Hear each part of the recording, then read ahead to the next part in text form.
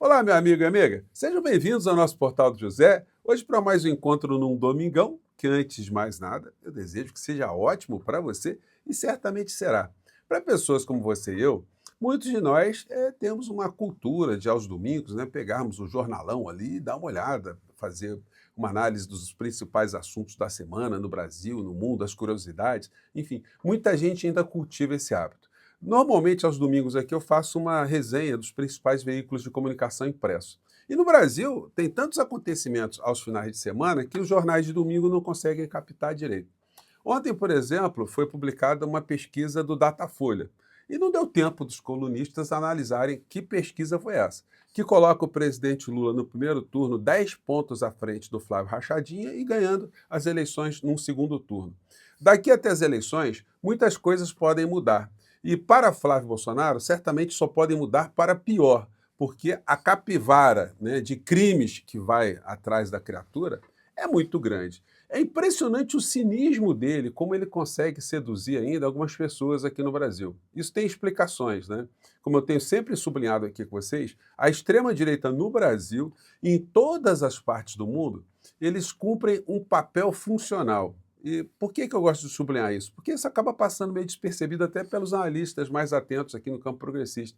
Esse papel da extrema-direita é o papel de congelar qualquer tipo de transformação numa sociedade. Quando tenta transformar, é transformar para pior em relação à maior parte da sociedade, fazendo com que haja uma concentração cada vez maior de poder e dinheiro, poder político e todo tipo de poder nas mãos de poucos grupos. Aqui no Brasil é a mesma coisa. Essa gente da extrema-direita, inclusive os que utilizam a religião como ferramenta, todos eles não querem mudança nenhuma na estrutura social do nosso país. Ninguém questiona o modelo econômico, ninguém questiona a má distribuição de renda, as injustiças sociais. São sempre pessoas que estão fazendo do medo a sua bandeira política. E é o que sobra para a figura do Flávio Rachadinha. Daqui até o final das eleições, nós podemos ter algumas mudanças, mas no caso dele, só mudanças para pior. Porque a capivara de crimes da criatura não dá para esconder, né, gente? Bom, vou conversar com vocês sobre os últimos acontecimentos, vou fazer aqui as atualizações, vou trazer cenas que eu gravei já nas ruas, nas nossas andanças nesse ano de 2026, rumo aí a ajudar o presidente Lula, ajudar o nosso processo aqui, ter uma bancada maior dentro do Congresso Nacional, a bancada progressista, para que a gente consiga, de uma vez por todas, empurrar ainda mais para o lixão da história essa gente insana e funcional para a extrema-direita, né? E tem coisa, e para a extrema-direita não, para o poder econômico.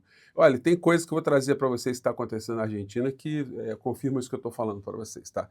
Mas antes de entrar nos papos, é fundamental convidar você que chegou agora ao nosso portal e não nos conhecia, para que, em primeiro lugar, você se inscreva aqui e conheça também os nossos outros vídeos. Se você gostar, compartilhe e recomende, porque você ajuda a gente a chegar a mais pessoas como você, tá legal? Lembrando que sempre no primeiro comentário tem links do nosso canal de cortes, do nosso clube de membros e de um abaixo-assinado muito importante para você que acha que é muito fundamental a gente ter uma mudança no Congresso Nacional e quer apoiar também pessoas como a nossa pré-campanha aqui do nosso portal, tá bom? Tem ali também o link para você que quer ajudar aqui em doações, porque, olha, tem coisas muito interessantes que também vou conversar com vocês, tá bom? Você aqui é muito bem-vindo? Muito bem-vindo. Bom, vamos começar aqui com esse fato, começando de fora para dentro, né?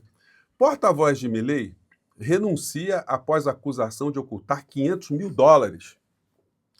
Esse é o pessoal que dizia combater as castas, né? Olha só, o Milei só não está brigando mais com esse Manuel Adorni, que era o porta-voz dele, porque na Argentina se diz que eles são sócios, eles vieram juntos, são muito amigos, né?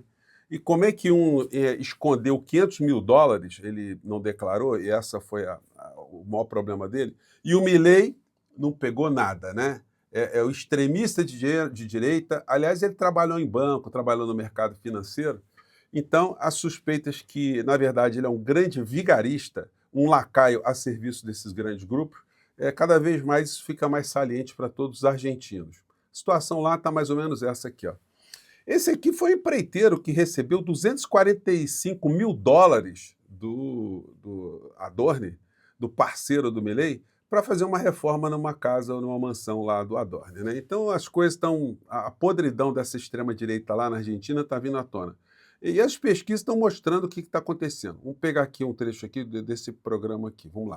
Es un gobierno más o menos corrupto que otros gobiernos. Es menos corrupto, 35,8. Acá un poquito mejor, ¿no? Es tan corrupto como otros, 15%. Y 46% es más corrupto que otros gobiernos. Esto también es demoledor. Então, quer dizer assim, 46%, segundo essas pesquisas aí, mostram, estão dizendo que esse governo é mais corrupto do que outros governos. Por que isso é muito importante nessas análises que eles estão fazendo aqui? Entonces, entre las dos... Porque le están entrando en los principales fundamentos de su campaña y del pilar de lo que tanto hablaba, se les están desmoronando los pilares de la batalla cultural. Então é o seguinte, o discurso era um discurso que eram incorruptíveis, estavam combatendo a corrupção, as castas, né? Então esse discurso aí já foi por terra para quase a metade da população da Argentina. E a credibilidade desse parceiro aqui do Milei, o Manuel Adorni, está em 78% negativa a imagem dele. Então a corrupção está pegando feio lá para eles. Vamos a empezar por el árbol. El árbol es Adorni, Sí. es lo que estamos viendo. Sí. Atrás hay un bosque que ese árbol lo está tapando. Então é o seguinte, né? A situação para a extrema-direita na Argentina é essa. É o engodo geral. No mundo, o que a gente vê é o líder maior dessa extrema-direita cometendo cada vez mais atos desatinados, demenciais.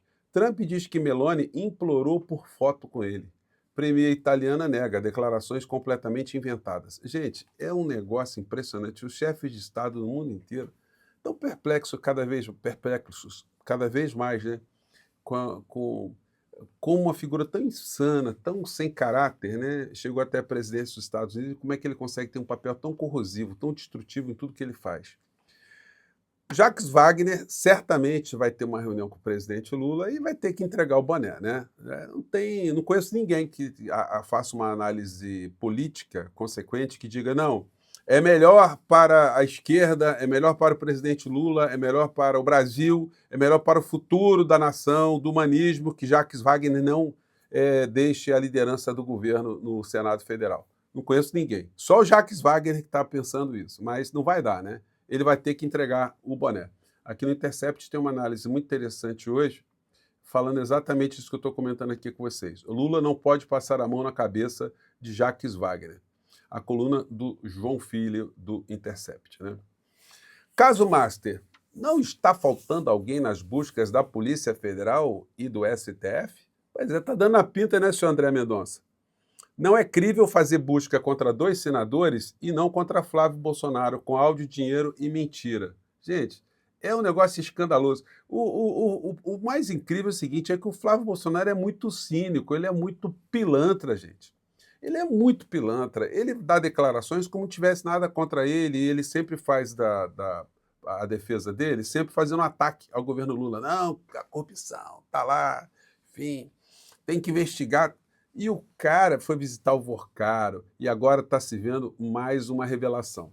Uma segunda reunião entre Flávio Bolsonaro e Daniel Vorcaro. Ele é super mentiroso. Gente, eu não sei como é que a comunidade evangélica, uma parte dela, ainda acredita em alguém que faz da mentira uma ferramenta política. Só o Malafaia que ainda está dizendo que não. Se aparecer alguma coisa contra o Flávio Bolsonaro, eu abandono a campanha dele. Ah, senhor Malafaia, o senhor é muito imbecil, né? O senhor é muito cretino, é muito salafrário, é muito vigarista e estelionatário, ou senhor é uma pessoa de boa fé, mas muito distraidão, né? Isso é muito distraidão. Então, as pessoas que estão acompanhando aqui o nosso portal têm um juízo sobre esse comportamento do senhor, né? É nada celestial, diga-se de passagem. Vai aparecer mais coisa, porque no Rio de Janeiro está tendo investigação que vai atingir o Flávio Rachadinha, porque o testa de ferro dele aqui no estado, o ex-governador Cláudio Castro, está enrolado em corrupção até o último fiapo de cabelo. Celular de Cláudio Castro pode enterrar de vez a candidatura de Flávio Bolsonaro. Olha, quando esses áudios começarem a vir, quando começarem a vir as verdades sobre a Orcrim que comandou o estado do Rio de Janeiro, o Flávio Rachadinha não vai poder segurar essa onda, não. Esses dados aqui que surgiram ontem Datafolha, Lula lidera com 41% no primeiro turno e Flávio Bolsonaro tem 31%. Presidente e senador continuam à frente com larga vantagem sobre os demais pré-candidatos. Ronaldo Caiado e Renan Santos aparecem com 3% cada um. Então, não vai dar para o Flávio Bolsonaro continuar mantendo algum tipo de popularidade, que ele ainda tem nesse segmento, que tem um segmento, tem problemas até psiquiátricos, né, gente? Enfim. Mas não vai dar para segurar, não, porque virão mais coisas aí, né? Por mais que as pessoas segurem na mão do criminoso, do tomador de dinheiro de servidor público, do tomador de dinheiro de empresário ladrão, olha, a coisa vai pegar para a criatura. Não tem como essa situação se modificar, não, né?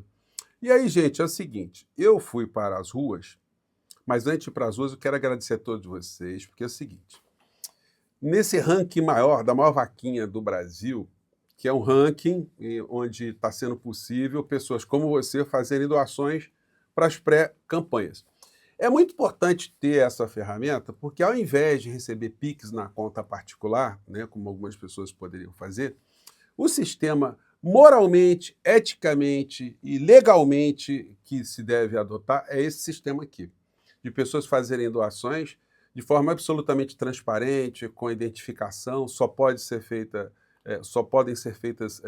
doações de pessoas físicas. Isso tudo ajuda com que o processo do nosso país fique mais transparente, embora tenha muito dinheiro aí que essas grandes agremiações partidárias vão ter para fazer campanha dos seus pré-candidatos. Mas uma pré-candidatura como a nossa só pode contar mesmo com o apoio das pessoas que estão querendo, de fato, uma mudança no nosso país. Então, quero agradecer muito a todos vocês, porque nós acabamos de ultrapassar, em termos de arrecadação, o senhor Gustavo Gaia, que estava na frente da gente, né? O pessoal ligado ao agronegócio, tá? Eles recebem um dinheirinho forte lá dessa turma lá, né? Enquanto pessoas físicas.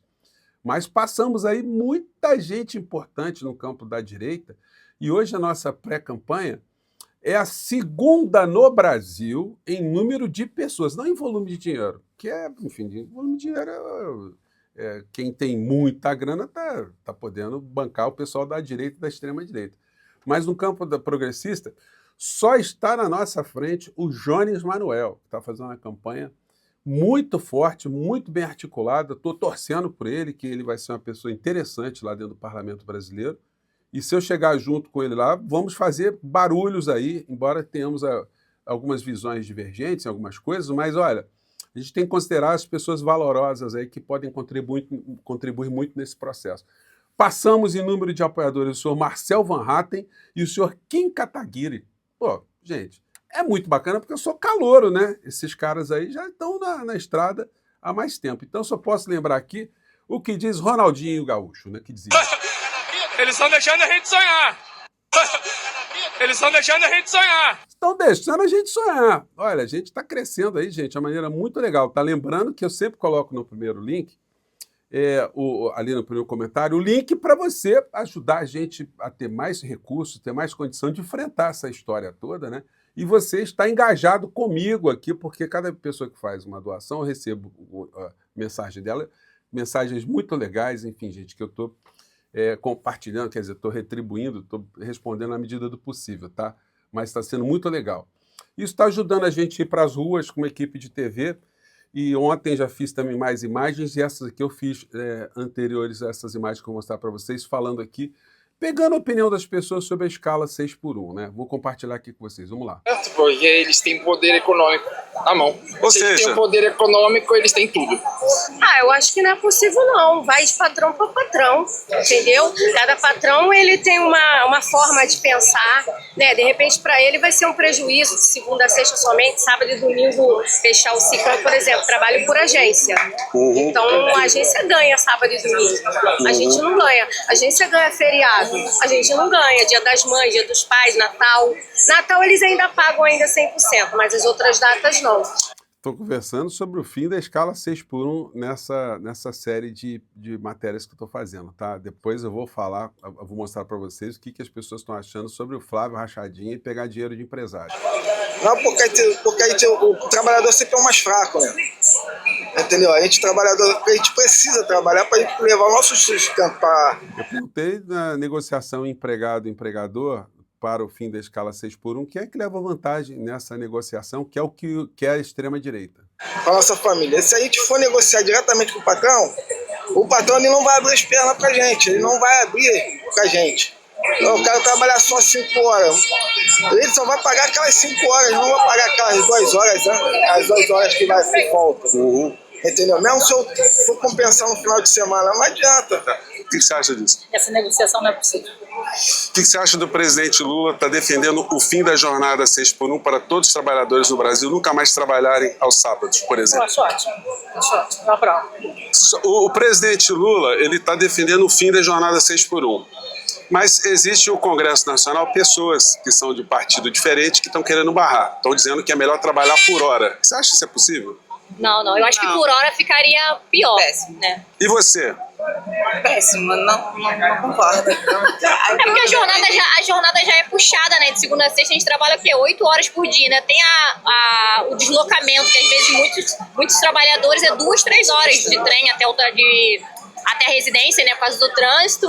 Aí você imagina, enfrentar isso ainda aos sábados. O que você acha do Congresso Nacional, dos partidos de direita, o PL, enfim, está criando essa jornada alternativa para não acabar a jornada 6x1? Eu acho que esse é o pior congresso que a gente já teve na história da redemocratização brasileira. A tendência, se continuar assim, é só piorar. E eu acho que, na verdade, a gente tinha que ir para a rua mesmo para defender os nossos direitos. O Lula está... Gente, olha só, então eu estou preparando mais material para compartilhar com vocês dessas nossas andanças, mas por enquanto eu vou ficando por aqui. Lembrando sempre no primeiro comentário ele tem um link, tá bom? Muito obrigado, olha, vamos fazer barulho, tá bom? Mais tarde eu volto com uma live super legal às 18 horas com Fabiano Trompetista. Se você não conhece a figura, você vai conhecer coisas muito interessantes, tá bom? Acho que vai ser legal o papo aí, tá bom? Um grande abraço, até mais tarde. Tchau.